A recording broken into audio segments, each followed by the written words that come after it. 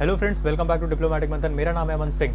सो friends, इस video के माध्यम से मैं एक बार आपको फिर से बताना चाहूँगा कि हम लोग इकोनॉमिक्स जो है वो एक फास्ट ट्रैक पेस पे ख़त्म करने वाले हैं। बेसिकली यूपीएससी लेवल की इकोनॉमिक्स होने वाली है, जो रिवीजन हम लोग कर रहे हैं इकोनॉमिक्स का। तो टॉकिंग अबाउट टुडेज लेक्चर, आज हम लोग खत्म करेंगे national income accounting followed by growth and development. उसके बाद देखेंगे कि इनइक्वालिटीज़ एंड पॉवर्टी वगैरह हम लोग कर पाते हैं या नहीं। तो without wasting time will be starting with our lecture. लेकिन उससे पहले अगर आपने अभी तक मेरे चैनल को सब्सक्राइब नहीं किया है तो प्लीज़ आप जल्दी से उसको सब्सक्राइब कर लीजिए, ताकि ऐसे अपडेट्स आपको फटाफट से मिलते रहें, खटाखट टाइप से। तो अभी मैंने एक पिछला वीडियो बनाया था जो कि बेस्ड था किस पे, इंट्रोडक्शन टू इकोनॉमिक्स। बेसिकली उसमें हमने डिमांड, सप्लाई और इन सब चीज़ों के ऊपर बात की थी, किस तरीके से ये वर्क करते हैं, किस तरीके से इनका रोल है अपने जीडीपी में। आज हम लोग बात करने वाले जीडीपी क्या होता है, जीएनपी क्या होता है, एनएनपी, एनडीपी, ये सारी चीज़ों को हम लोग आज एक साथ लेके चलने वाले हैं। फैक्टर कॉस्ट भी हम लोग आज जानेंगे, नेट फैक्टर अब्रॉड भी क्या होता है वो भी हम लोग, फैक्टर फ्रॉम अब्रॉड भी क्या होता है वो भी हम लोग जानेंगे। तो बेसिकली आज की वीडियो स्टार्ट करते हैं विदाउट वेस्टिंग आवर टाइम। तो अगर मैं बात करूं कि national, first let me right the chapters name, national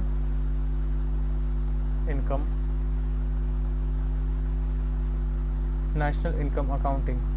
तो बेसिकली अगर मैं बात करूं कि नेशनल इनकम अकाउंटिंग होती क्या है, तो यार देखो, इट इज जस्ट अ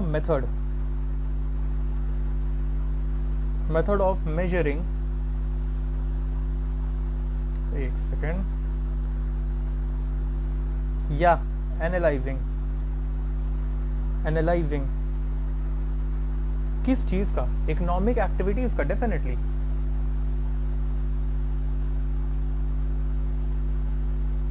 कहां पे, अपने कंट्री में, इन कंट्री या रीजन, कुछ भी आप ले सकते हो। बेसिकली ये क्या होता है, एक मेथड होता है क्या, इस मेथड के माध्यम से हम लोग मेजर करते हैं या एनालाइज करते हैं कि जो इकोनॉमिक एक्टिविटीज़ हो रही हैं वो किस प्रकार की हो रही हैं, किस तरीके की हो रही हैं। अगर मैं बात करता हूँ कि इनके मेजर्स क्या हैं, किस तरीके से मेजर किया जाता है, तो उस पर कुछ एक फैक्टर्स हैं, कुछ ऐसे जो उसको कहेंगे जैसे मेजर्स हैं, कुछ ऐसे मेजर्स हैं जिनको ध्यान में अगर रखा जाए तो उनसे हम लोग क्या कर सकते हैं, नेशनल इनकम अकाउंटिंग कर सकते हैं। अकाउंट क्या होता है यार, एक माप रखना ना, बेसिकली वही है। तो अगर मैं पहले की बात करूं तो इट इज जीडीपी। फिर इसी तरीके से हम लोग धीरे धीरे आगे बढ़ेंगे, बट फर्स्ट मैं आपको समझाता हूं कि जीडीपी क्या है। देखो यार, जीडीपी से समझ में क्या आता है, gross domestic product. It is gross product. Basically ये क्या होता है ना, इट इज अ कॉन्सेप्ट कि total monetary value of goods and services, total monetary value, जितनी भी मॉनेटरी वैल्यू इसकी गुड्स एंड सर्विसेज की जो मॉनेटरी वैल्यू है उसको बेसिकली अगर मैं देखूं कि एक डोमेस्टिक कंट्री की कितनी है विद इन ज्योग्राफिकल प्रोड्यूस्ड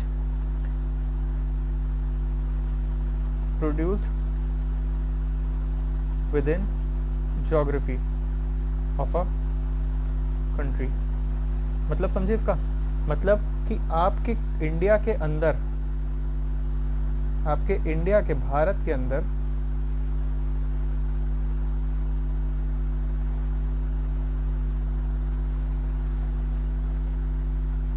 ये थोड़ा सा मुझे नॉर्थ ईस्ट में इशू होता है।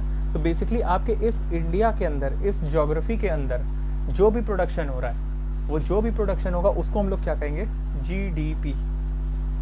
ठीक है, इसको we will be saying as, referring as GDP over a financial year obviously.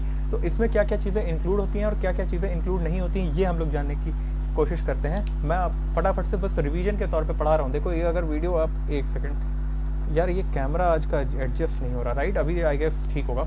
तो बेसिकली अगर मैं इसकी बात करूँ कि अगर मैं मॉनेटरी वैल्यू की बात करूँ तो सिर्फ गुड्स एंड सर्विसेज, कुछ भी खरीदा या बेचा उसके बारे में, बॉट और सोल्ड, ये चीज़ इसमें इंक्लूड होती है। ठीक है, उसके बाद मैं बात करता हूँ क्या चीज़ प्रोड्यूस हुई है फाइनल कंजम्पशन के लिए, ये चीज़ भी इंक्लूड होती है। देखो मैं इसका एक वैसा टेबल बना देता हूँ आपके लिए, अभी इसको पहले लिख लेता हूँ। फिर पॉलिटिकल बाउंड्रीज क्या होती हैं, जैसे पॉलिटिकल बाउंड्रीज मतलब जैसे ये देखो ये है, लेकिन अगर पाकिस्तान में हमारी जो एम्बेसी है, एग्जांपल मैं दे रहा हूँ, अगर पाकिस्तान में इंडियन एम्बेसी है तो वो एम्बेसी भी तो इंडिया की वो होती है, टेरिटरी होती है बेसिकली, वो भी उसको भी हम लोग क्या करेंगे, उसमें भी अगर कुछ प्रोडक्शन होता है that will be counted in GDP only, वो पाकिस्तान का नहीं होगा, ठीक है। और अगर मैं बात करूँ कि क्या चीज़ नहीं होती है, देखो इसकी मैं टेबल बना देता हूँ बेसिकली। तो अगर मैं टेबल बनाऊँ इसकी, तो अब इसमें मैंने बोला है कि दीज आर एडेड, और what are not included, what is not included. तो अगर नॉट इंक्लूडेड में बात करता हूँ तो पहली चीज़ जो है कि नॉन मॉनेटरी जो वैल्यू गुड्स होते हैं, ठीक है, या खुद से, जैसे यार देखो हमारी मम्मी लोग घर पे काम करती हैं, उसका कोई चार्ज नहीं, तो वो GDP में कैलकुलेट नहीं हो रही है, हाउस होल्ड वर्क, ठीक है। या फिर उसके बाद देखो अब इसमें वही चीज़ ऐड करते हैं जो फाइनल कंजम्पशन के लिए बनी है, इंटरमीडिएट गुड्स के लिए नहीं। मतलब बिस्किट का जो प्राइस है वो तो ऐड हो गया, लेकिन जो उसको यूज़ करने के लिए, जैसे जो आटा लगा है AATA आटा, या जो चीनी या शुगर लगा है, इसका प्राइस जो है ये ऐड नहीं होगा, ठीक है। तो आई होप ये चीज़ क्लियर हो गई होगी आपको, ये चीज़ आपको बहुत प्रॉपर तरीके से क्लियर हो गई होगी। GDP इज़ बेसिकली द जो भी चीज़ ऐसी जो कि हमारे ज्योग्राफी में ही बन रही है उसको हम लोग कहेंगे। अब इसमें देखो दो तरीके की होती है, GDP is of two types, real plus nominal. अगर मैं रियल की बात करूं तो real is basically what, real is your base year and nominal is your current year. अब कहोगे सर ये बेस ईयर और करंट ईयर का मतलब क्या है। देखो एक बेस ईयर लेते हैं, उससे हम क्या करते हैं ना, मेजर करते हैं, it is a benchmark. Base year is referred as a benchmark, जिससे हम लोग क्या करते हैं फॉर मेजरिंग चेंजेस। जैसे 2015 में मैं इतना पतला था, 2025 में मैंने बॉडी बना ली।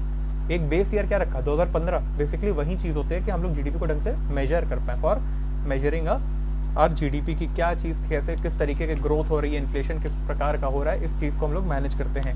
अगर अब मैं इसके बाद वाले कॉन्सेप्ट की बात करूँ तो उसको हम लोग कहते हैं GNP, basically it is known as gross national product. With the name suggest, जो भी इसका नाम है ये बिल्कुल उसी तरीके से काम करता है। Basically it is national product, मतलब goods and services produced not within the geographical boundary, but the monetary value of goods and services produced by national of a country, मतलब citizens of a country। मतलब अगर मान लो कि मैं कल को Canada shift हो जाता हूँ, ठीक है, और वहां पे कुछ प्रोडक्शन करता हूं, but I am an Indian citizen, तो वो किस में ऐड होगा, वो GNP में ऐड होगा। जो फॉरेनर इंडिया में रह के कुछ प्रोडक्शन करता है वो GDP में इंडिया के काउंट होगा, राइट। तो बेसिकली दिस इज द फंडा, इट इज समथिंग जो कि आपको थोड़ा सा समझने वाला है। बेसिकली ये नेशनल प्रोडक्ट है। अगर मैं मोटा मोटा बात करूं तो GDP जो होता है इट इज अ ज्योग्राफी या territorial based concept, it is territory based. यार ये पेन अच्छा नहीं लग रहा मुझे, let's change it to blue. Concept it is light, ठीक है, it is territory based. But अगर मैं बात करूं GNP की तो it is citizen based concept. Hope आपको ये चीज़ तो क्लियर हो गई होगी, दिस वुड बी क्लियर। अब अगर मैं इसके आगे की बात करता हूं तो एक आता है net factor income from abroad. Basically ये कॉन्सेप्ट थोड़ा सा समझने वाला है।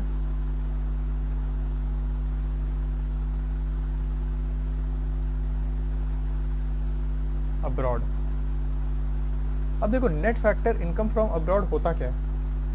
बेसिकली अगर मैं इसको बताऊं ना कि income earned by citizens, income earned by citizens minus इन, देखो जो भी हमने किया इनकम, मैं इसको आपको लिख के ही समझा देता हूँ कि जो भी इनकम हमने अर्न की सिटीजन ने, मतलब है ना। उसमें से अगर हम income earned bye foreigners in India,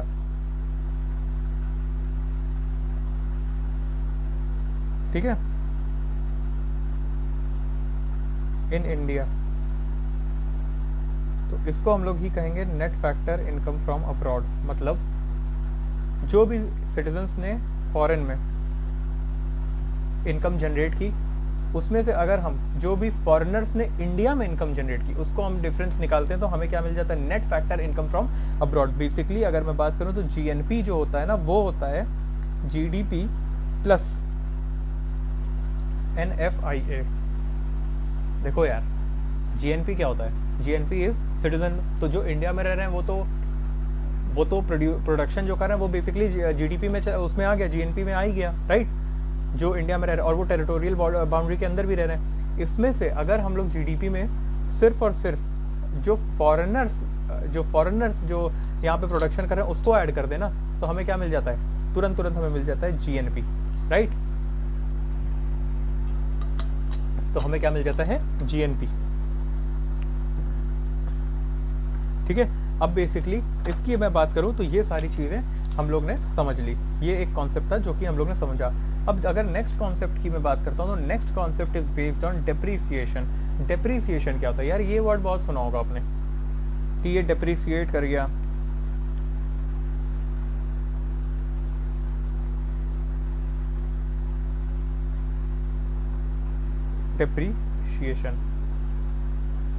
depreciation की बात करता हूं अगर, तो इट इज द वैल्यू, देखो वैल्यू ऑफ किसी कैपिटल गुड का अगर डिक्रीज हो रहा है, decrease in value of goods and services, इसी को हम लोग क्या कहेंगे भाई, ओवर अ वियर टीयर में ये तो कुछ ना कुछ तो इसका होगा ना,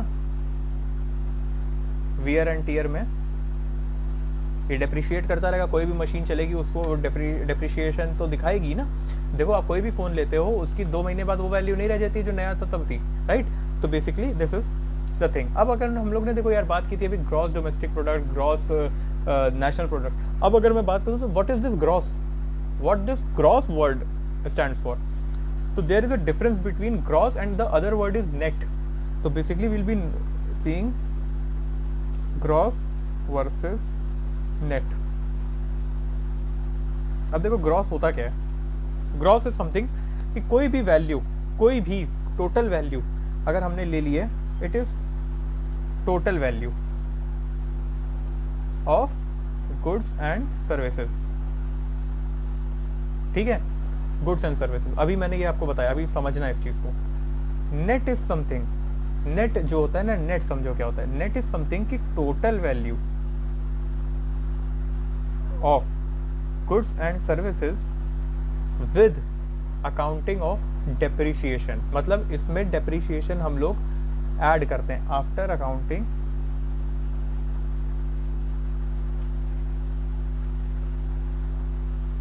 depreciation। मतलब समझे इसका मतलब ये है मेरा कहने का कि देखो कुछ ना कुछ तो वियर एंड टियर हो रहा होगा, लागत तो निकालोगे, राइट।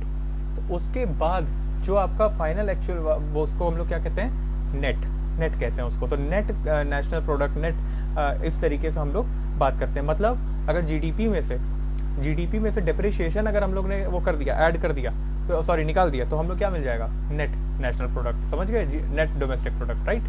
तो ऐसे हम लोग को, मतलब अगर मैं बात करता हूँ NNP is equal to GNP minus depreciation, और इसी बात की मैं बात करूँ कि NDP is equal to GDP minus depreciation. तो basically this is the concept of this particular thing. अगर इसी से मैं नेशनल इनकम की बात करूँ ना, तो एनएनपी एट फैक्टर कॉस्ट, इसको हम लोग क्या कहेंगे, इसको हम लोग कह देंगे सीधे कि this is known as national income. अब बेसिकली नेशनल इनकम के कॉन्सेप्ट हम लोग अभी आगे आने वाले हैं, लेकिन हाँ मैंने आपको ये एक छोटा मोटा सा आइडिया दे दिया। फैक्टर कॉस्ट क्या होता है, ये सारी चीज़ें हम लोग बात करेंगे। अब देखो, अब आती है बात हमारे फैक्टर कॉस्ट की। Next concept will be related to factor cost या factor of production. Factors of production कितने होते हैं, आपको कोई चीज़ प्रोड्यूस करनी है, चलो let's take an example, you have to produce something, what all you will be needing, है ना. If you have to produce something you will be needing a land. Let's say you have to set up an industry, so first thing will be land. ठीक है, उसके बाद आपको क्या चाहिए, labour चाहिए. काम कौन करेगा, ठीक है, लेबर भी चाहिए. फिर अब लेबर तो आ गया, लेबर को कुछ पैसा दोगे, उसके लिए क्या चाहिए, उसमें पैसा लगाओगे ना, कैपिटल चाहिए. और फिर आप क्या बनते हो, एंटरप्रेन्योरशिप.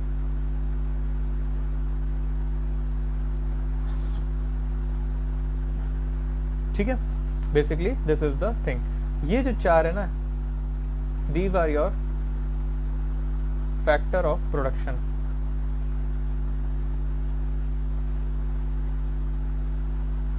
Factor of production. अब इनके साथ में इनकम कैसे मिलती है, जैसे इस ये कैसे रिलेटेड है. अगर देखो यार, लैंड लोगे आप तो उसके एवज में आप कहीं ना कहीं कुछ पैसा तो दोगे.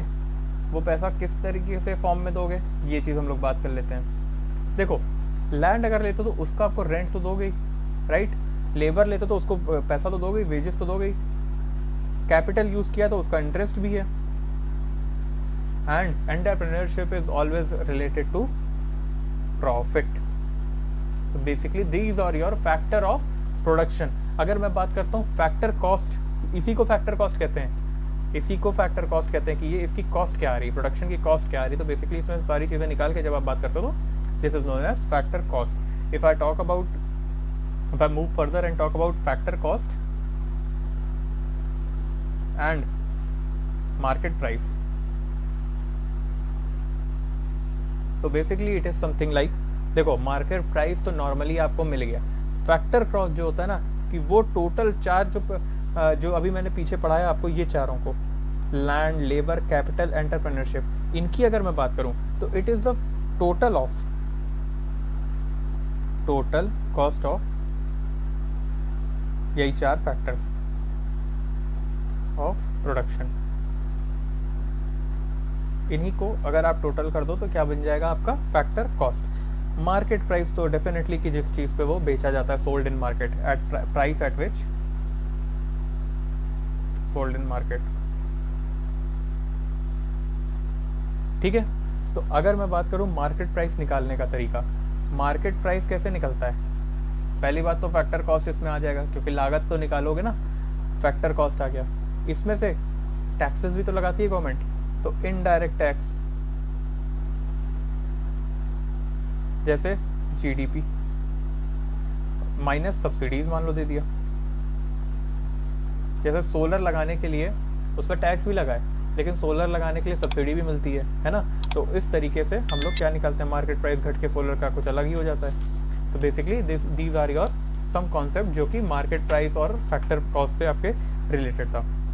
अब मैं बात करता हूँ कि मार्केट प्राइस तो हमने निकाल लिया. अगर मैं बात करूँ आपके कि जीडीपी एट मार्केट प्राइस क्या होगा, तो बेसिकली जीडीपी अगर मार्केट प्राइस पे मुझे निकालना है तो ये क्या हो जाएगा. अब ये चीज़ तो सोच के देखो कि जीडीपी एट फैक्टर कॉस्ट निकालोगे पहले, इसमें से हम लोग क्या करेंगे, इनडायरेक्ट टैक्सेस को प्लस कर देंगे. Indirect taxes will be added, और इसमें से अगर गवर्नमेंट ने कोई सब्सिडी दी है तो उसका डिडक्शन हो जाएगा. ठीक है, सेम विद अगर NDP, GNP and NNP at MP again everything will be same. NDP factor cost plus indirect plus minus this, again same. GNP at factor cost plus this minus this, same. NNP at factor cost plus this minus this. So we will be doing like this अगर हमें ये चीज़ value निकालनी है. अब देखो, ये तो बात हो गई हमारे जीडीपी की. अब यार एक चीज़ है कि जीडीपी डिफ्लेटर क्या होता है. व्हाट इज जीडीपी डिफ्लेटर, कभी सुना है नाम जीडीपी डिफ्लेटर का. तो बेसिकली वो चीज़ है क्या, ये कॉन्सेप्ट आया कहाँ से, क्या है ये GDP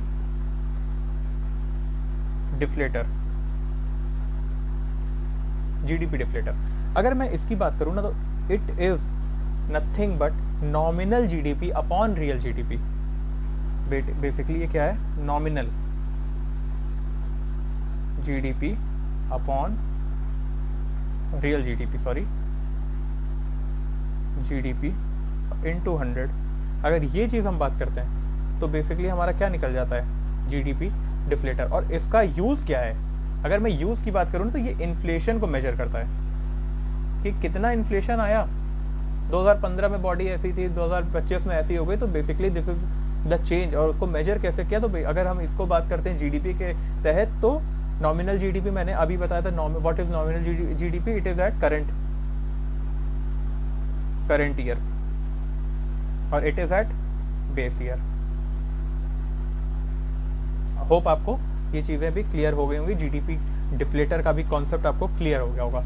if I talk about next topic, तो it will be national income. What is national income, अभी मैंने आपको पीछे बताया था।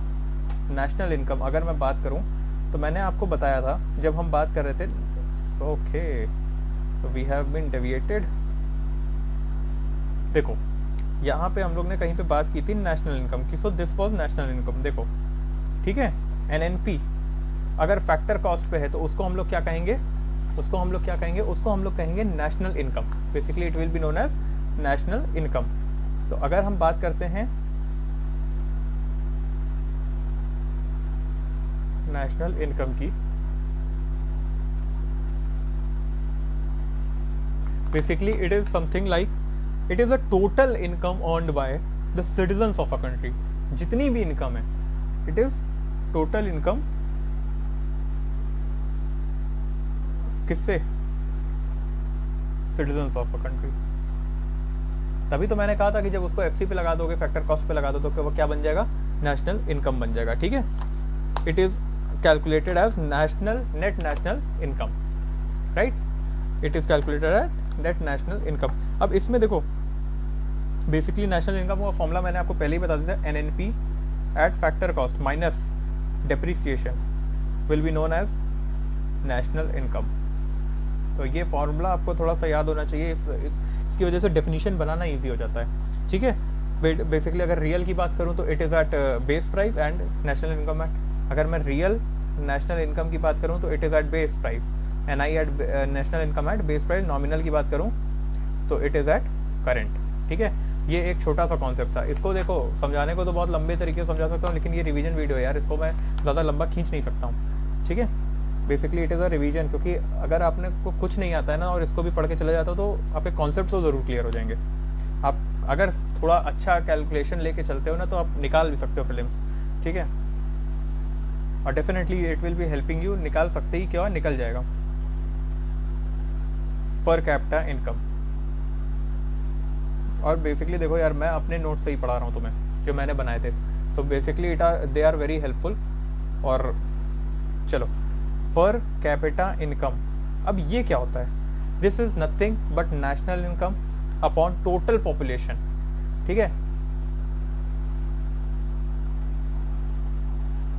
अपॉन टोटल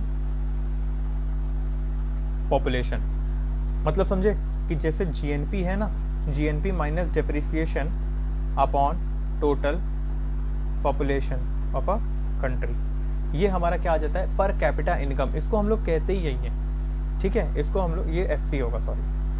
ठीक है, बेसिकली इसको हम लोग क्या करते हैं, जीएनपी निकालते हैं, जीएनपी से डेप्रिसिएशन निकाल के उसके बाद जो टोटल पॉपुलेशन से डिवाइड करते हैं, तो हम देखते हैं कि कितनी कैपिटा इनकम है एक बंदे की, उससे हमें क्या निकल के आता है कि पर हेड कितना इनकम उनका जा रहा है, इसी को हम लोग कहते हैं पर कैपिटा इनकम। ठीक है, basically this are the concepts. अब कुछ छोटे मोटे कॉन्सेप्ट्स हैं जैसे ट्रांसफर पेमेंट्स, तो ट्रांसफर पेमेंट्स, ये basically these are payments given by government, जैसे आपकी पेंशन। ठीक है, पेंशन हो गई, स्कॉलरशिप हो गई,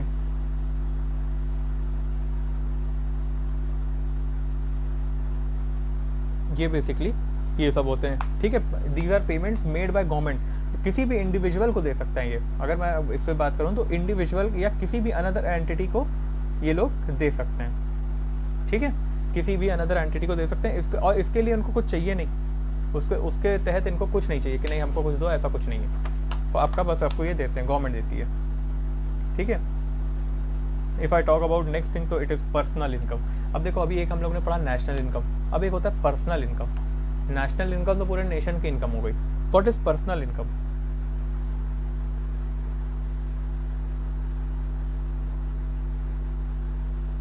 personal income is something that is related to, it is received by individual. एक पर्सन कितना पैसा कमा रहा है, ठीक। इसमें से कुछ चीज़ें जो है अभी मैं आपको इसको बताता हूँ। जैसे मान लो कि पर्सनल इनकम होती है ना, it is an income received bye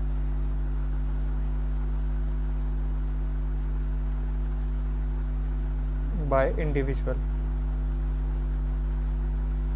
अब this is not your final income, ये फाइनल इनकम नहीं है, ये तो आपकी एक इनकम। जैसे वो कहते हैं ना कि पैकेज कितने का है, 20 लाख पर एनम, है ना, CTC। तो अब 20 लाख के तो मालिक हो गए, लेकिन वो चीज़ हाथ में नहीं आती, राइट। तो this is only a personal income, your 20 lakh is a personal income. Basically अगर मैं पर्सनल इनकम की बात करूँ तो it is PI equal to national income plus transfer payments जो भी गवर्नमेंट ने दिए हैं। अब इसमें से देखो क्या क्या डिडक्ट होता है। कॉर्पोरेट रिटेन टैक्स, वही CTC वाली बात की थी ना, तो वो वाले टैक्सेस। फिर उसके बाद अर्निंग्स जो होती हैं, जो रिटेन अर्निंग्स होती हैं, सॉरी, है ना। फिर कॉर्पोरेट टैक्सेस होते हैं, इन्हीं के टैक्सेस होते हैं, कॉर्पोरेट टैक्सेस होते हैं। फिर सोशल सिक्योरिटी के टैक्सेस होते हैं। ये सारी चीज़ें जब हटा के आपके जो मिलती है वो आपकी पर्सनल इनकम होती है। लेकिन अब इसी के बाद एक कॉन्सेप्ट आता है, इसको आप खर्च नहीं कर सकते। इसके बाद एक आता है पर्सनल डिस्पोजेबल पर्सनल इनकम, उसके बारे में बात करते हैं। वो जो इनकम होती है ना, वो आपके लिए इंपॉर्टेंट है, डिस्पोजेबल पर्सनल इनकम। अगर इसकी मैं बात करता हूँ तो दिस इज द इनकम जो कि आप खर्च कर सकते हो, और इट कम्स थ्रू, कैसे आती है ये, इसमें जब आप सारे पर्सनल टैक्सेस पे करने के बाद जो आपके पास इनकम आती है, डिस्पोजेबल पर्सनल इनकम इंक्लूड्स, इसमें पर्सनल इनकम माइनस टैक्सेस जो पर्सनल हैं, आपके सारे फालतू के टैक्सेस जो भी आपके टैक्सेस लगते हैं वो सबको करने के बाद जो इनकम आती है ना, उसको हम लोग कहते हैं। और ये हमारे किस चीज़ के लिए होती है, कंजम्पशन के लिए। कंजम्पशन के लिए एक्सपेंडिचर, जो कंजम्पशन एक्सपेंडिचर जो भी आप कंज्यूम करने पे एक्सपेंड कर रहे हो, वो उस चीज़ के लिए, प्लस सेविंग्स भी करते हो इसी से।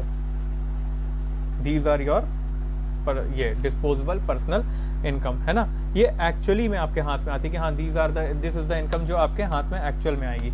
और इसके बाद वाला जो कॉन्सेप्ट है, हम लोग बात करेंगे नए कॉन्सेप्ट की, जिसको हम कहेंगे capital output ratio. Basically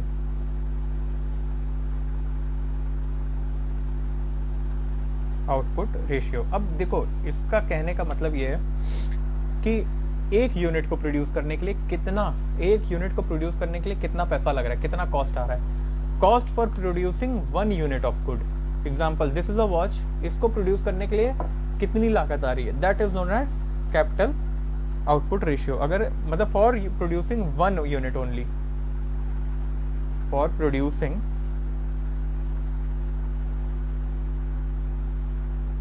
1 unit of goods and services, ठीक है। अब इसके लिए हम लोग कुछ भी बात कर सकते हैं भाई, कितना कैपिटल चाहिए आपको उसको प्रोड्यूस करने के लिए। जैसे आपने एक वॉच प्रोड्यूस की, इस एक वॉच को पर्टिकुलरली दिस बैंड को प्रोड्यूस करने के लिए कितना कैपिटल चाहिए, that is known as capital output ratio, 1 unit of capital required, ठीक है। Basically this is known as the capital output ratio. अगर इसकी मैं बात करूं तो ये total capital stock upon total output. अगर इससे आप फॉलो करते हो तो आप ये चीज़ निकाल सकते हो। भाई देखो, कहीं ना कहीं ये ज़्यादा एफिशिएंट होता है, बहुत एफिशिएंसी से ये काम करता है, क्योंकि आपको पता रहता है ना कि हाँ इतने को प्रोड्यूस करने के लिए इतना ही नीडेड है। तो बेसिकली इट इज़ थोड़ा सा एफिशिएंट मेजर तो इस चीज़ को करने के लिए। अगर आप बात करते हैं कि नेशनल इनकम की, जैसे नेशनल इनकम अभी हमने सारे उसमें मेजर्स पढ़ लिए, अब हम बात करें इसको मेजर कैसे किया जाता है। ये तो सारी चीज़ें हो गई, है ना, कैपिटल आउटपुट रेशियो और सारी चीज़ें जो होती हैं वो सारी तो हो गई, ठीक है। तो ये देखो कैपिटल आउटपुट रेशियो जो था ये बेसिकली प्रोडक्टिविटी दिखाता है, प्रोडक्टिविटी कैसी है, एफिशिएंसी कैसी है इकोनॉमी की, बेसिकली दिस। अगर मैं अब बात करता हूँ नेक्स्ट कॉन्सेप्ट की, तो it is measures of national income. तो यार देखो इसमें 4 मेजर होते हैं, 3 मेजर होते हैं। पहला है आपका इनकम, दूसरा है आपका एक्सपेंडिचर मेथड, तीसरा है आपका value added method.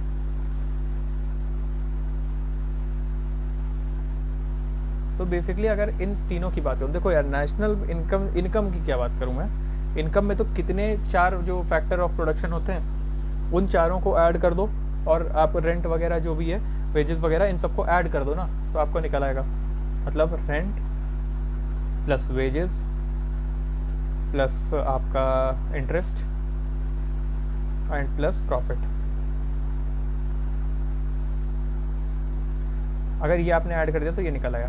What is expenditure, sorry expenditure method में एक चीज यूज होती है, इसको हम लोग कहते हैं y equal to I plus sorry C plus I, इसमें होता है consumption expenditure plus I plus G X minus M. ठीक है, बेसिकली ये यूज करते हैं। अगर मैं बात करता हूँ क्या होता है ये, y का तो आपको पता चल गया, लेकिन c क्या है, i क्या है, तो इट इज इन्वेस्टमेंट। ठीक है, देखो sorry if I talk about c, तो it is personal consumption expenditure. What is i? It is investment, private investments, investment. It is government expending, government ने क्या स्पेंड किया है। And x minus m, where x stands for export, m stands for imports. तो basically this is the thing जिससे आप add करते हो। Value added, यार कितना आउटपुट बनाया है उसको वैल्यू को ऐड कर दो, this is basically value added method. Let's say economy producers 2 ही चीज, अगर मान लेते हैं कि एक इकोनॉमी है जो सिर्फ 2 चीजों को प्रोडक्शन करती है, एक है ब्रेड और एक है जैम।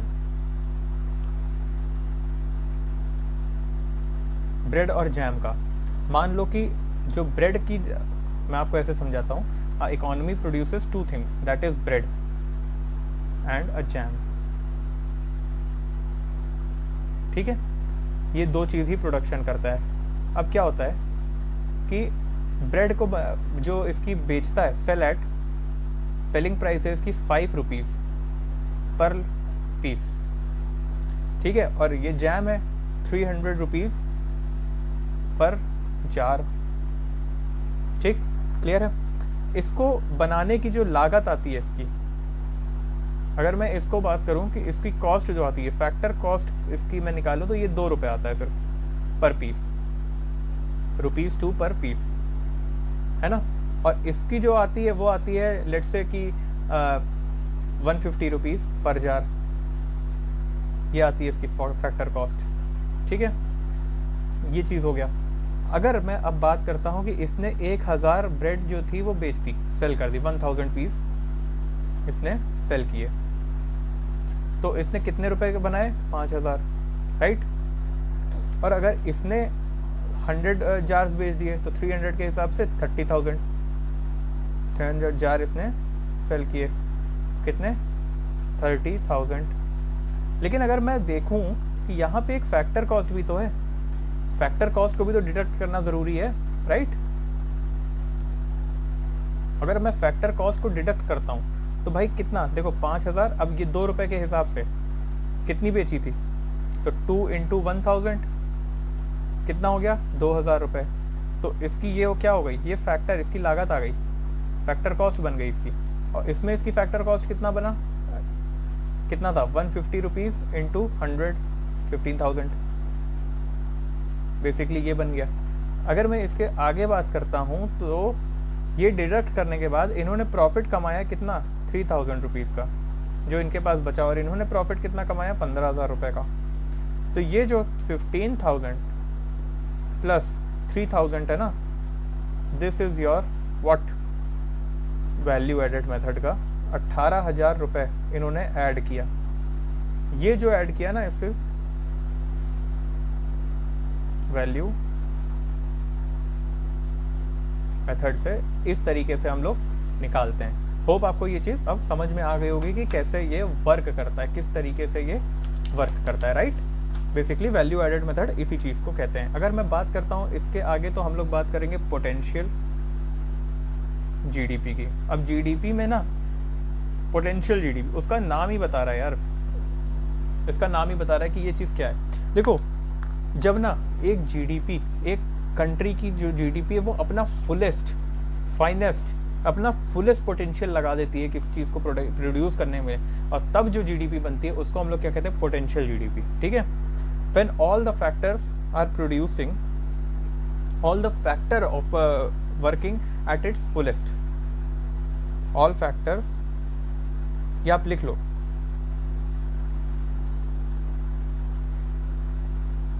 वर्किंग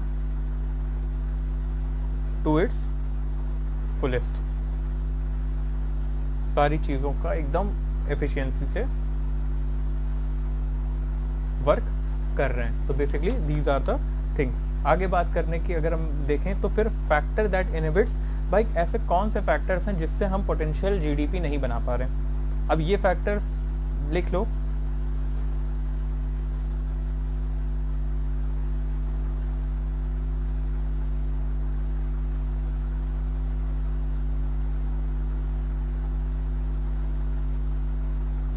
ऐसे कौन से फैक्टर्स हैं। तो basically if you talk first, तो भाई देखो इंफ्रास्ट्रक्चर की कमी है हमारे यहाँ,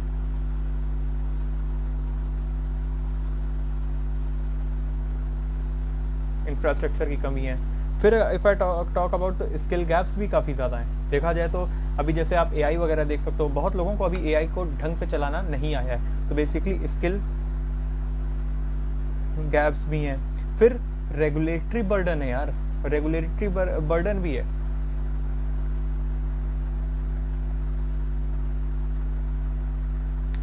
ब्यूरोक्रेसी में भी थोड़ी बहुत तो इश्यूज ही हैं। इनकम इनइक्वालिटी है, अमीर अमीर होता जा रहा है, गरीब गरीब हो रहा है, यही चीज। And if I talk about agriculture sector, तो उसके तो चैलेंजेस अलग ही हैं। जैसे भाई कुछ भी ना, आप देखो क्लाइमेट चेंज हो रहा है, कुछ भी हो सकता है। तो basically these are some factors जो कि हमें एक पोटेंशियल जीडीपी तक पहुंचने में थोड़ा सा इनहिबिट करते हैं या एक प्रॉब्लम क्रिएट करते हैं। और अगर अब आगे बात करते हैं, तो एक नई सीरीज आई थी जिसको हम लोग बोलते हैं new GDP series. What is this new GDP?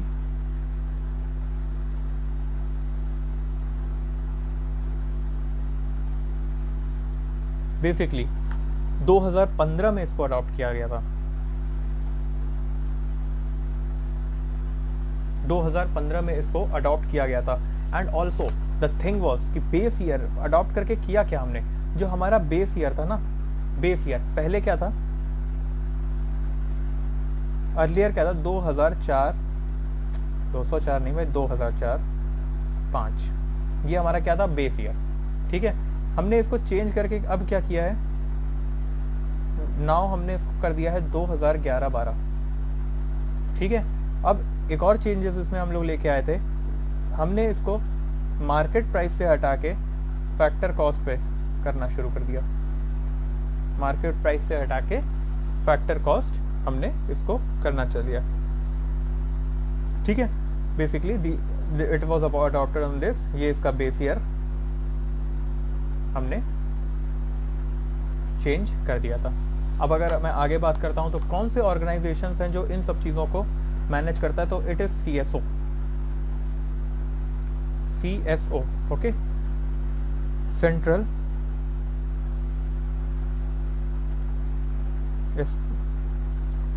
Statistical office. ठीक है, अगर ये बात करें किसके अंडर आता है, तो ये आता है मॉस्पी। ठीक है, ministry of statistics and programme implementation, okay, थोड़ा सा टंग ट्विस्ट हो गई थी। तो इन्होंने जैसे ये value added method, VAD value added method का ये लोग यूज़ करते हैं इनकम, ये सब चीज़ों को। अब देखो ये भी देखते हैं कि डिमांड और सप्लाई टैक्स वगैरह किस तरीके से चल रहा है। तो हर 3 महीने पे, एवरी 3 मंथ्स, ये लोग सब चीज़ क्वार्टरली बेसिस पे ये सारे इंडिकेटर्स को चेक किया जाता है। Basically with this we have completed our what, we have completed our national income accounting. Basically national income accounting का मैंने आपको पूरी तरीके से जस्ट रिवीजन एक करवा दिया है। If we are going to talk now, we are going to start with economic growth and development, economic growth. Basically the chapter's name is growth and development. Basically इस तरीके से रिवीजन करने का ना बेनिफिट यही है कि यार आप जल्दी जल्दी सारी चीज़ों को रिवीजन करोगे और आपका एक बेसिक कॉन्सेप्ट जो है, जो स्टैटिक पोर्शन है, वो एक अच्छे तरीके से क्लियर हो जाएगा। तो we are going to start with growth and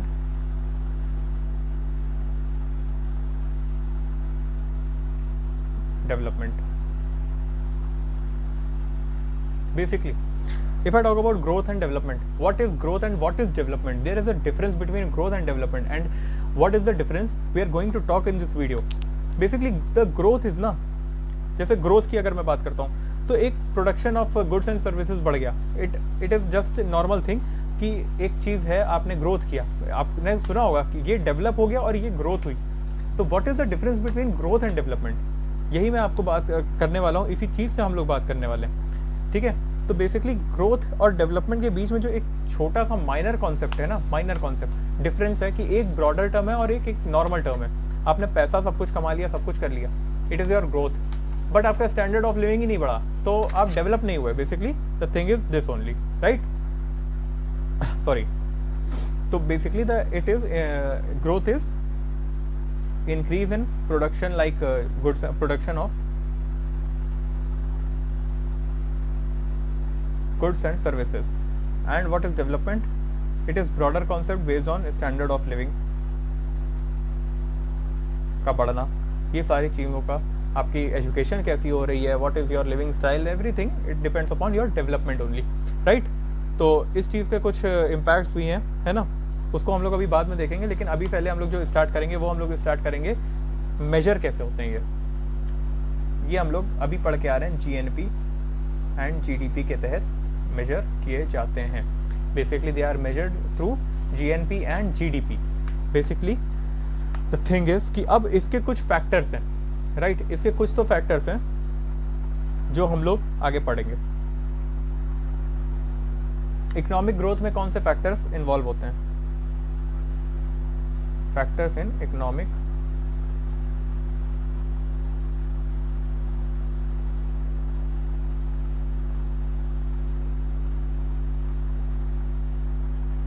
growth, factor that are involve in economic growth. Investment ले लो, देखो यार ये फैक्टर्स ना, अब ऐसे तो याद करना काफ़ी ज़्यादा फैक्टर्स हो सकते हैं, तो बेसिकली मैं आपको एक मोटा मोटा जिस्ट दे रहा हूँ। इन्वेस्टमेंट, फिर उसके बाद सेविंग्स, ह्यूमन कैपिटल,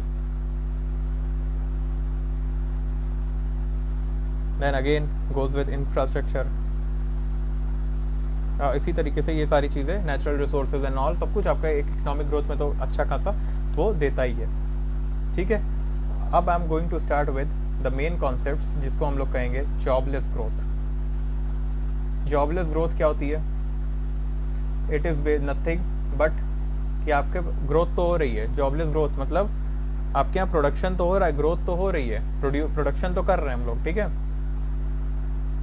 प्रोडक्शन तो हो रहा है, लेकिन उसके लिए जो जॉब होनी चाहिए वो नहीं आ रही है, वो नहीं है हमारे पास। मतलब it is experiences, the economy experiences economic growth but fails to produce new jobs, है ना, fails to produce new enough job for growing population. जो पॉपुलेशन आ रही है उसके लिए भाई नई जॉब्स भी तो देनी चाहिए ना आपको। तो दिस इज बेसिकली आपकी GDP बढ़ रही है, सब कुछ बढ़ रहा है, लेकिन जॉब कहाँ है? जॉब ही नहीं है आपके पास। तो basically this is known as jobless growth. और इसका रीज़न अगर मैं बात करूँ, अगर मैं इसके रीजंस की बात करूं,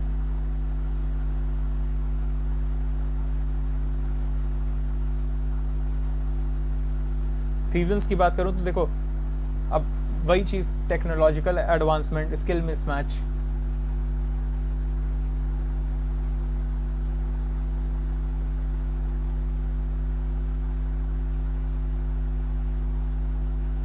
एडवांसमेंट, स्किल मिसमैच, ठीक है। Basically this is the structural changes, ठीक है। दीज आर द टर्म्स जो कि इनके में प्रॉब्लम क्रिएट करते हैं, है ना। तो अगर मैं बात करूँ कि इसमें क्या स्टेप्स ले सकते हैं कि हम लोग जॉबलेस ग्रोथ को ख़त्म ही कर दें, ना रहे भाई। डेफिनेटली जो आपके टेक्नोलॉजिकल एडवांसमेंट, तो स्किल गैप्स हैं, ये सब चीज़ों को क्या करो, आप स्किल बनाओ अपनी। डेफिनेटली टेक्नोलॉजिकल एडवांसमेंट की जगह आप अगर टेक्नोलॉजी को एडवांस हो रही तो उसको सीखो ना, उसकी ट्रेनिंग करवाइए, स्किल ट्रेनिंग करवाइए इसकी, है ना। ये कर्व कर सकते हैं, एंटरप्रेन्योरशिप को प्रमोट करिए। दीज आर द थिंग जिससे लेबर मार्केट में कुछ रिफॉर्म्स लेके आइए, कुछ इंफ्रास्ट्रक्चर का डेवलपमेंट करिए। Basically these are the thing जिससे हम लोग क्या कर सकते हैं, जॉबलेस ग्रोथ को टैकल कर सकते हैं। अगर मैं अब आगे बात करता हूं तो जॉबलेस ग्रोथ के साथ साथ एक और चीज आती है जो कि है इकोनॉमिक रिसेशन। अब देखो, पहली बात तो इसके इंडिकेटर्स जान लेते हैं, ठीक है। अगर इंडिकेटर्स की बात करूं तो पहला इंडिकेटर है एम्प्लॉयमेंट रेट, फिर दूसरे की बात करूं तो कंज्यूमर स्पेंडिंग,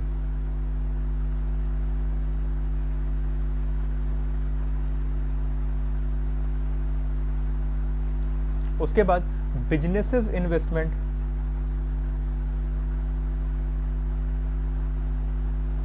और फिर देखो होता क्या ना, ये कुछ एक तरीके के इसके क्या हैं, आपके एम्प्लॉय जो इकोनॉमिक रिसेशन के इंडिकेटर्स हैं, सॉरी।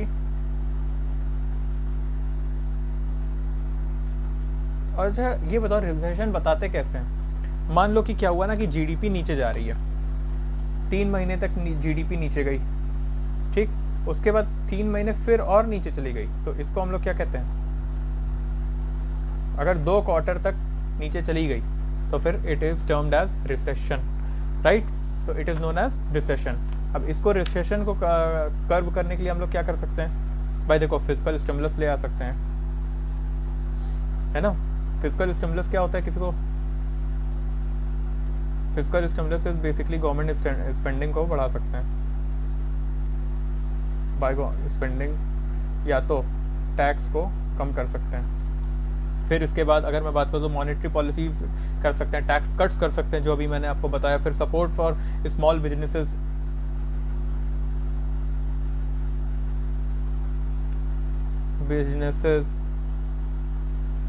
फिर इसी तरीके से रेगुलेटरी रिफॉर्म्स लेके आ सकते हो भाई कि ईज ऑफ डूइंग बिजनेस रहे उससे, है ना। मनरेगा आया था, उस तरीके के और आप ले सकते हो कि जॉब क्रिएशन रहे, जॉब क्रिएशन प्रोग्राम्स आप लेके आ सकते हो। तो अगर हम इसमें बात करते हैं तो यहाँ पे हम लोग ने चीज़ें कर ली। अगर अब मैं बात करता हूँ डेवलपमेंट, इकोनॉमिक डेवलपमेंट की, तो उसको कैसे मेजर किया जाता है।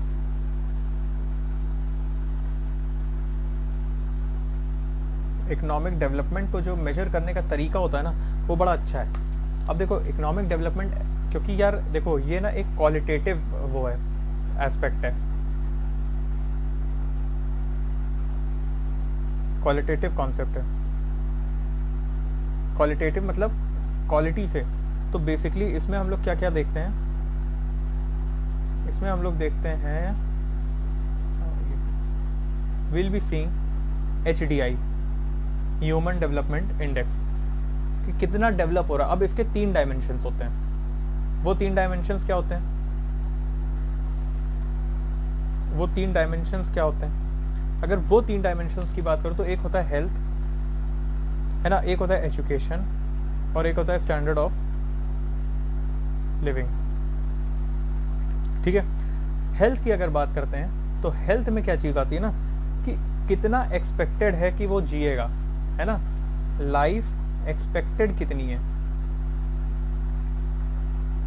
At birth. एजुकेशन की अगर मैं बात करूं, if I talk about education, तो एजुकेशन में 2 इंडिकेटर होते हैं। पहला इंडिकेटर कि यार ये मीन ईयर ऑफ स्कूलिंग इसकी क्या रहेगी, मीन ईयर ऑफ स्कूलिंग, और दूसरा क्या होता है, expected year.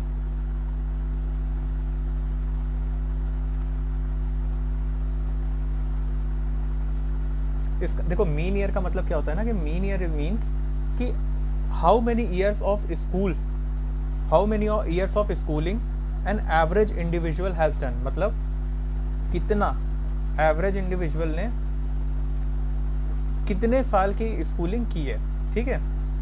How many years of, ये बेसिकली आप समझो how many years of schooling an average individual has done. और अगर मैं बात करूं एक्सपेक्टेड ईयर की, तो इट इज़ कितने साल का वो करेगा, राइट। कितने साल का एक बच्चा जो है वो स्कूल जाएगा या स्कूलिंग करेगा। अगर मैं बात करता हूँ इसके आगे स्टैंडर्ड ऑफ लिविंग की, तो डेफिनेटली इसमें तो ग्रॉस जीएनपी पर कैपिटा है, GNI sorry national income, gross national income per capita निकालते हैं हम लोग। और इससे हमें क्या पता लगता है कि एक आदमी की, एक व्यक्ति की कितनी ज़्यादा इनकम है या क्या है, उस तरीके से, ठीक है। बेसिकली इसमें देखा जाए तो 0 और 1 ही रहते हैं। 1 अगर है तो बहुत अच्छा, represents highest level of development, ठीक है। और इसमें एक और कॉन्सेप्ट आता है इसी के साथ, IHDI, इन equality adjusted human development index. तो बेसिकली इसमें हम लोग क्या कहते हैं, जो इनइक्वालिटी होता है वो हम लोग कर देते हैं, और ये मोर कॉम्प्रिहेंसिव है, मोर comprehensive picture of this particular thing. अब आगे अगर बात करता हूँ तो अब देखो यार, मोर कॉम्प्रिहेंसिव, अगर इनइक्वालिटीज़ की बात आई है तो कहीं ना कहीं जेंडर इनइक्वालिटी भी होगी। तो basically will be talking about gender inequality index, मतलब GII। I'm writing in short form, please note in your notebook with all the things। आप फुल फॉर्म में ही इसका नोट करना, जेंडर इनइक्वालिटी इंडेक्स। अब देखो एक बात बताऊँ, इंडिया का जो रैंक है इसमें 40th है, ठीक है। ये छोटे मोटे एग्जाम्स में वैसे नहीं पूछता है। Basically it is a difference between man and women, man and women में डिफरेंस।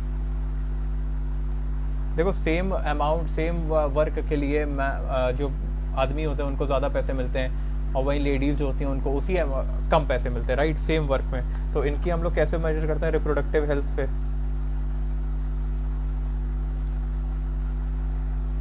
रिप्रोडक्टिव हेल्थ, फिर दूसरा एम्पावरमेंट। एम्पावरमेंट बेसिकली हम लोग देखते हैं कि कितने मेंबर ऑफ पार्लियामेंट में कितने वो हैं, सांसद में कितने हमारे जो सांसद हैं वो हैं female. Economic participation, these are the thing जिसको हम लोग देखने की कोशिश करते हैं। अब इसमें क्या होता है, देखो men's are paid higher than women as compared to women for same work।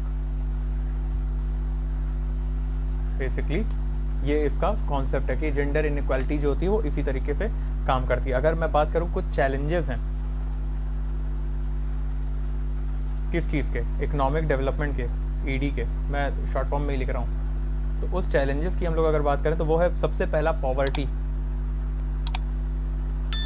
Plus inequalities. Poverty and inequality is the biggest challenge जो कि अभी तक देखने के लिए मिलता है। दूसरा आता है अनएम्प्लॉयमेंट, और एक आता है अंडर एम्प्लॉयमेंट। अंडर एम्प्लॉयमेंट का मतलब कि आप यार ओवर क्वालिफाइड हो किसी एक जॉब के लिए। Example, you have completed your PhD in any subject, and after doing PhD in mathematics, let's say for an example, after doing PhD in mathematics you are serving coffee at CCD, तो basically you are under employed, right, आपको अपनी job नहीं मिली है ना। ये चीज़ें काफ़ी देखने के लिए मिल रही हैं इस समय। अगर मैं आगे बात करूँ तो लैक ऑफ इंफ्रास्ट्रक्चर भी है, लैंक नहीं लैक ऑफ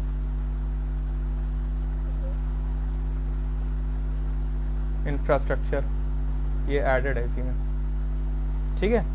एंड इसी तरीके से और चीज़ें बढ़ती हैं भाई। करप्शन, तो करप्शन एंड गवर्नेंस, ठीक है। फिर lack of access to capital, जाहिर सी बात है पैसे ही नहीं है।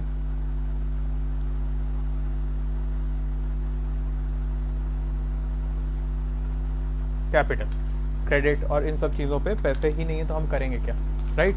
तो इसी के साथ साथ अब इन्हीं को ध्यान में रखते हुए हमें आगे बढ़ना है और हम देखेंगे क्या चीज़ आता है नया कॉन्सेप्ट जिसको हम लोग बोलते हैं इंक्लूसिव ग्रोथ।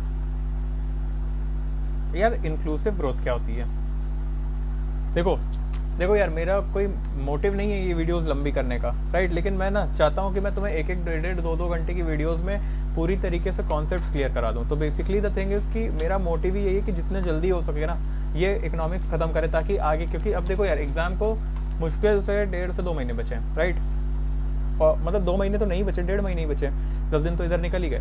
तो बेसिक अच्छे तरह ये डेफिनेटली, तो ये चीज़ों को मैं इसीलिए ऐसे क्रिएट कर रहा हूँ ताकि आप जल्दी से जल्दी चीज़ों को क्लियर कर पाओ, समझ में आए आपको। और basically this is a revision lecture, ये आपका पूरी तरीके से रिवीजन लेक्चर होने वाला। अगर आपने ढंग से ये चीज़ कर लिया ना तो definitely it will be helping you a lot, it will be helping you a lot literally, क्योंकि इस तरीके से इस स्पेस पे जनरली लोग नहीं करते। लोग मैराथन बना रहे हैं, है ना, लेकिन मैं मैराथन के पक्ष में नहीं रहता, क्योंकि 8-10 घंटे की वीडियो देख के हालत ख़राब हो जाती है यार, ओ माय गॉड इतना करना है, और उसके चक्कर में कुछ नहीं हो पाता है। तो the thing is this only, I don't want to create a marathon, I can but I don't want to, ठीक है। इसीलिए जिसको यार सीरियस कैंडिडेट ना वही वीडियो पे आएगा, जनरली वही रुकना चाहेगा इस वीडियो पे। तो बेसिकली अगर मैं बात करूँ इकोनॉमिक ग्रोथ की, तो देखो increase in production of, definitely inclusive growth क्या होती है, inclusive is a best thing जिसको आप क्या कर सकते हो। देखो कुछ इस तरीके से, economic growth that benefits all member of society regardless of the social and economic status. जैसे मैंने बोला था ना कि गरीब गरीब हो रहा है, अमीर अमीर होता जा रहा है, तो बेसिकली दिस इज, देखो क्या होता है कि it is a more broader concept, it is more broader concept. इसका कहने का मतलब है ऑल सेक्शन, है ना, ऑफ सोसाइटी, ये सब लोग ऊपर जाएं, ये सारे लोग का ग्रोथ हो, सबका ग्रोथ हो, irrespective of what, irrespective of social plus social status वगैरह, और economic, social plus economic status. तो इससे इररिस्पेक्टिव अगर ये चीज़ें हो रही हैं तो वी विल बी क्या, we will be create this promoting inclusive growth. इसमें एक लाइन लिखी है यार मैंने नोट्स में, inclusive growth is essential for promoting social justice, reducing inequality and achieving sustainable development. तो बेसिकली इसका एम क्या है, मैंने एम की बात की है यहाँ पे। अगर मैं एम की बात करूँ तो इट क्या करता है, सोशल जस्टिस लेके आता है, और क्या होता है, रिड्यूस क्या करता है, इनइक्वालिटीज, और साथ में सस्टेनेबल डेवलपमेंट। ये चीज़ इसका एम है, एम बेसिकली ये लीड करता है, प्रमोट करता है, ठीक है। अगर इसके सेलिएंट फीचर्स की बात करें तो डेफिनेटली रिड्यूसिंग पॉवर्टी, बिल्कुल वही चीज़ अभी बात की है ना, पॉवर्टी को कम करना, प्रॉपर्टी नहीं भाई, पॉवर्टी को कम करना, फिर एम्प्लॉयमेंट जनरेशन, यार अच्छी चीज़ें है ना, एम्प्लॉयमेंट जनरेशन, इंक्लूसिव ग्रोथ से जितनी चीज़ें हो सकती हैं खुद आप बताओ ना, रिडक्शन इन इनइक्वालिटीज़, ये हम लोग ने क्या, sustainable development, sustainable development, human development, definitely. तो ये सारी चीज़ें किसका है, किसको कहना है, ये है भाई इंक्लूसिव ग्रोथ का कहना। अगर इसकी हम बात करें तो इसमें कुछ चैलेंजेस आ रहे हैं, वो चैलेंजेस क्या हैं, तो बेसिकली द चैलेंजेस आर, अब देखो यार इनइक्वालिटीज़ की बात, जो हमें रिड्यूस करना है, हमें क्या करना है, हमें जो इनइक्वालिटी है उसको रिड्यूस करना है। तो मतलब जाहिर सी बात है, अगर प्रॉब्लम है तो इनकम इनइक्वालिटीज़ की होगी ना, मतलब जो टॉप 10% है ना वहीं सबसे ज़्यादा कमा रहे हैं, हाफ, अब यही चीज़ें। फिर उसके बाद रीजनल डिस्पैरिटीज़ हैं, है ना, जैसे एक गाना है दिल्ली से है ना, तो ये इस तरीके की रीजनल डिस्पैरिटीज़ भी हैं। उसके बाद lack of access to education, health care. तो basically these are the things जो कि सोशल डिस्क्रिमिनेशन आज भी है, आज भी सोशल डिस्क्रिमिनेशन है, बिल्कुल है यार। तो देखा जाए तो दीज आर द थिंग्स जो कि ये हमें हिंडर करता है, ये चैलेंजेस हैं इस इकोनॉमिक ग्रोथ को वो करने के लिए। अगर अब इसके आगे के कॉन्सेप्ट की बात करें तो मैं बात करने वाला हूँ inter generational and intra generational equity in inclusive growth. Basically देखो होता क्या है ये, तो सीन ये है कि इंट्रा जनरेशनल, पहले हम क्या बात करेंगे, मैं आपको एक लाइन पढ़ के सुनाता हूँ, fairness justice with single generation. मतलब हम जिस जनरेशन में रह रहे हैं ना, वहाँ पे क्या रहे, फेयरनेस रहे, जस्टिस रहे, ठीक है। हम कुछ ऐसा ना करें, सस्टेनेबल डेवलपमेंट का ध्यान दें, सस्टेनेबल डेवलप। और यहीं की अगर मैं बात करूं इंटर की, तो बेसिकली नेक्स्ट जनरेशन के साथ basically it is justice between different generation, different generation, ठीक है। ऐसा नहीं करना है कि हमको सारे सोसाइटी के जो वो हैं, जो भी रिसोर्सेज हैं वो सारे यूज़ कर ले, पानी पूरा खत्म कर दिया, अगली जनरेशन के लिए छोड़ा ही नहीं, ऐसा नहीं करना है, ठीक है। हमें सब कुछ सस्टेनेबल डेवलपमेंट की तरह ध्यान में लेके चलना है बेसिकली। इसके बाद अगर हम बात करते हैं तो मेजर्स, इंक्लूसिव ग्रोथ अगर हम पढ़ रहे हैं तो उसके मेजर्स क्या हो सकते हैं, पॉलिसीज जो इक्वालिटी को प्रमोट करते हैं, ठीक है। देखो